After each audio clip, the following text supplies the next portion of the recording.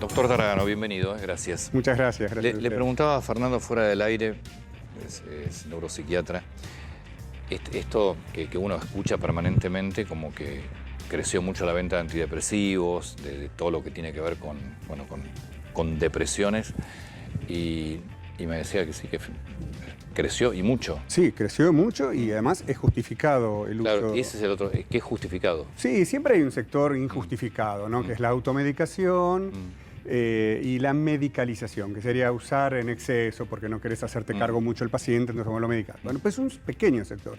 Realmente en todos los grupos etarios, en todas las especialidades, hay un aumento de la demanda por salud mental, por los problemas de la salud mental. El más común de todos son tres. Síndromes depresivos, síndromes por ansiedad y los trastornos cognitivos. Entonces, ¿Y los trastornos, el último cuál es? Cognitivos, intelectuales. O sea, porque... Ahora, el antidepresivo. Primero, definime qué es un antidepresivo y qué es un ansiolítico, por ejemplo. Están en el mismo capítulo, si vos, Sí. para entenderlo, porque la depresión es el trastorno del estado del ánimo, ¿sí? Todos podemos estar tristes en la vida, pero cuando la tristeza es patológica, o aunque tenga un disparador comprensible, aunque sea un disparador humanamente entendible, si se te transforma en una situación que te incapacita frente a la vida, eso es un síndrome depresivo mayor. Eso es la depresión clínica psiquiátrica, a la cual no hay que tenerle miedo, por favor, porque a todos nos puede pasar. Otra cosa es tener tristeza. Bien, ahora pasemos a la ansiedad.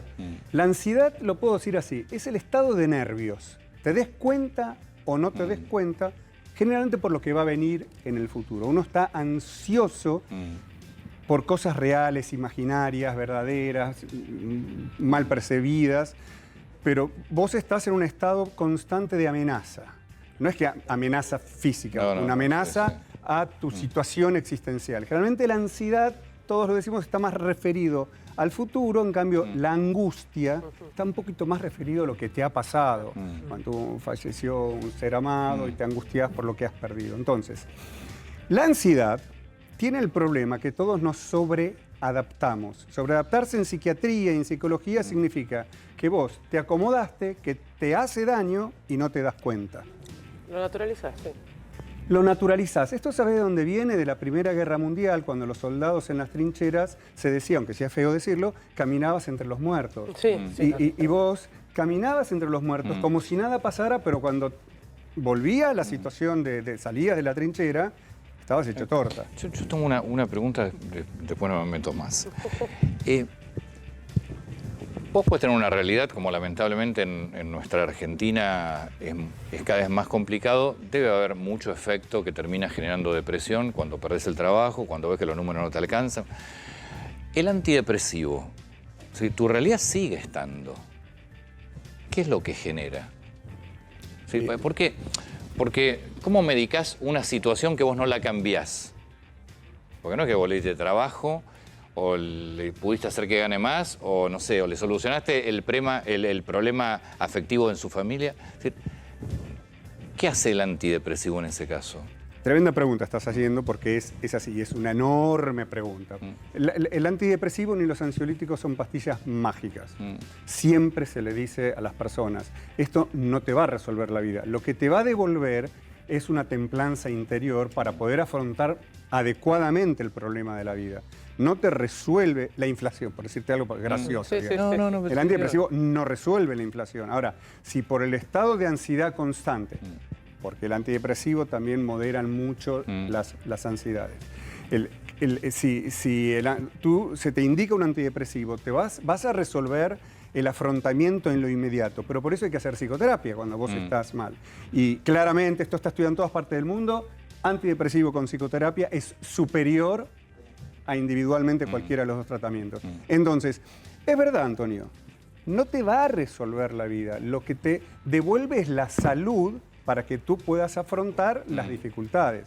Porque si las dificultades te impactaron muy mal y te descompensaron interiormente, te va a ir peor todavía. Ahora, mucho peor. hay un periodo de tiempo en el que se puede seguir tomando ese antidepresivo que insisto, me parece también que es un tema muy tabú, ¿no? De que se habla la palabra antidepresivo y la gente plantea... Bueno, por eso Sí, está loco. psiquiatra, o sea, para hablar de psiquiatra, claro. Alguien psiquiátrico. Cuando estamos, a ver, año 22, siglo XXI, creo que son temas recontra superados y es algo muy positivo que se pueda tratar. Digo, hay un tiempo en el que, ok, listo, hasta acá llegamos con los antidepresivos, o cuánto se puede perpetuar. Depende muchísimo la intensidad que tuviste y qué clase de depresión has tenido. Claro. Mira, hay tres grandes puertas. Está la puerta biológica, la puerta psicológica y la social. Entonces, depende cuál es el disparador y qué es lo que se te descompensó dentro tuyo. Pero en líneas generales, te puedo decir, un episodio importante, 1 año de tratamiento. 2 episodios importantes, 2 años. 3. Y así sucesivamente. El trastorno mental, el padecimiento mental es muy sufriente. Sí. Si vos ves a una persona con una fractura expuesta, te impactaste. Claro, te esto no desmayás. se ve. No se ve. Las personas, no se ve. Las personas que han padecido genuinamente depresión o padecen ansiedad, te pueden decir lo mal que la pasan. Es muy sufriente. La enfermedad mental es muy dolorosa. Duele emocionalmente y te impacta mal en tu vida. Entonces, ¿qué ocurre? Muchas veces las personas, y volviendo ahora a lo injustificado, agarran un medicamento adecuado, pero no volvieron al médico. Entonces ahí se arma un poquitín un Eso, problema. a ese punto quiero ir, doctor. ¿Qué pasa con la dependencia? ¿Cuáles son las consecuencias o cómo lo tratan ustedes? ¿Pero qué es dependencia? Dependencia al fármaco, ¿eh? Sí, pero vos dependés de algo cuando ya no lo necesitas y seguís usándolo. Fácil de entender, te fracturaste una pierna, usás un bastón, ya no necesitas más el bastón y por inseguridad lo seguís usando. Te convertiste dependiente del bastón. Sí. Entonces, acá hay que tener muy en claro, si vos llegás a una instancia en que ya podés dejar la psicoterapia o podés dejar el psicofármaco o los dos y seguís usándolo por inseguridad, ahí estás en dependencia. Entonces es muy difícil y por eso hay que controlar tanto y hay que acompañar. Bueno, a ver, con más de 40 años de médico me costaría responder, pero tenés que entrevistar, tenés que ver, siempre tenés que hacer lo que se llama prueba de eficacia. O sea, vamos a retirar un poco lo que yo te estoy dando, la psicoterapia. A ver, ¿cómo estás? ¿Te fortaleciste? Es como, bueno, soltá el bastón, vamos a probar a ver si tu hueso... Y además, si no lo soltás, no te fortaleces. 2 preguntas en una también. ¿Hay razones físicas u orgánicas de una depresión o es todo psíquico? Y después, ¿es hereditaria la depresión? Sí, siempre hace preguntas. Sí, a las 2. Sí, claro que sí, por supuesto. Aunque vos tengas un desencadenante muy humano, la repercusión termina siendo neurobiológica. Se te desordenan muchas cosas. Lo más común de decir son los neurotransmisores. Entonces, por eso el antidepresivo no es magia, no te da salud. El antidepresivo te permite que te recompongas. La psicoterapia no te da magia, te devuelve salud, hace que te desanudes algunos conflictos mentales.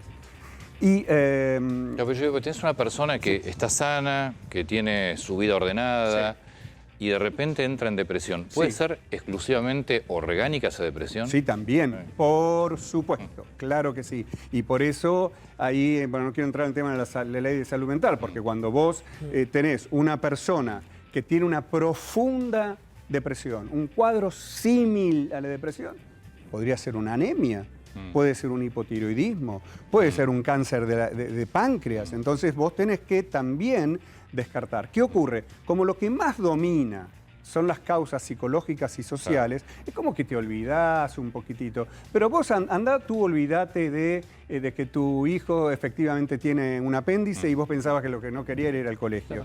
No, entonces vos tenés que revisar biológica, psicológica y socialmente qué es lo que le pasa a un individuo. Y entonces es el diagnóstico. Y más cuando tenés las combinaciones. Por ejemplo, Alzheimer.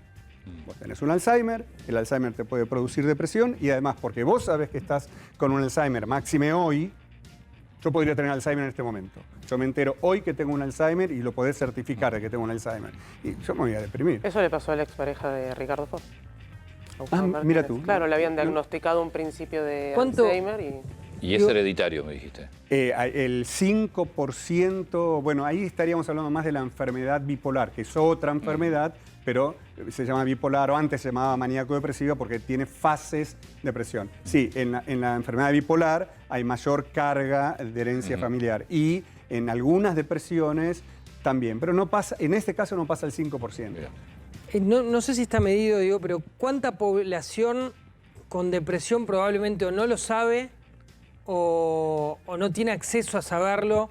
Porque obviamente quizás no tiene una prepaga, quizás no... No, pero tenés salud pública para eso. Está bien, pero vos probablemente, aunque tengas salud pública, decís lo que me está pasando o hasta lo normalizás y no vas a hacer una consulta. Digo, ¿está medido en ese sentido cómo es esa población invisible a la que no se puede llegar, que quizás está padeciendo depresión? Está muy medido eso, muy medido, y pasan las dos cosas. 8%, esa es la respuesta. Cada año el 8% de la población tiene algún grado de depresión que amerita ser asistida. ¿8% más? 8% de la población de la total, población, no cada año. Un numerazo. 45 Ok. más o menos. 3, Sí, 4 millones. Casi 4 millones de personas por año tienen algún grado de depresión. Eso no significa que sea grave, es como tener fiebre, o sea, podemos tener distintos niveles de fiebre, pero 8% de la población. ¿Y qué ocurre? Hay muchas personas que te dicen, estoy deprimido, y no lo están, lo que tienen es desesperanza, desmoralización, tristeza, pena, angustia, pero no es depresión. Y entonces vos a veces haces diagnósticos, te corres el riesgo de hacer un diagnóstico de depresión en quien no lo tiene, y está lo que tú preguntaste. Las personas que tienen una depresión leve, más suave, y es verdad que se termina por resolver solo, pero solo usualmente tarda 9 meses, como si fuese un embarazo. Claro. En asistencia, normalmente en 2 meses podés resolverlo. Así que, sí, como todo en medicina, mira, para diagnosticar, si es muy grave, es más fácil de diagnosticar. A veces ni siquiera hace falta ser médico. Los grises es cuando sale a relucir tu experiencia médica. Fernando, muchas gracias.